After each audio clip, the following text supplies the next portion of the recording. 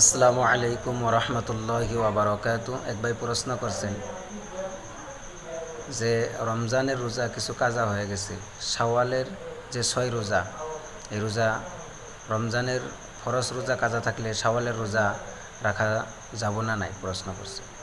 জি না হোক, রাসূলুল্লাহ সাল্লাল্লাহু আলাইহি সাল্লাম হাদিস পাকের ভিতরে বলছেন, যে ব্যক্তি পবিত্র মাহে রমজানের রোজা রাখলো, তারপরে শাওয়াল ঈদের পরে শাওয়ালের 6টা নফল রোজা রাখলো, পুরা বছর রোজা রাখার সওয়াব আল্লাহ তার আমল নামায় দান করে দেয়। যে না হোক, মাসলা হলো মাহের রমজানের রোজা যদি বাকি থাকে শাওয়ালের নফল রোজা রাখা যায়। কথা হইল কি, আগে কাজা তোলা বেহেতের, তারপরে নফল রোজা রাখবো।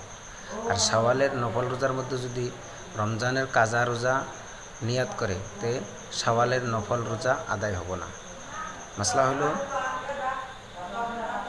পবিত্র মাহে রমজানের রোজা যদি বাকি থাকে, কাজা থাকে, শাওয়ালের রোজা রাখা যাব, অসুবিধা নাই। বেহতর হইল আগে কাজা ওঠা, তারপরে শাওয়ালের রোজা রাখা। আর শাওয়ালের নফল রোজার মধ্যে যদি মাহে রমজানের কাজা রোজার নিয়াত করে, তে নফল রোজা আদায় হবে না, কাজা আদায় হয়ে যাবে।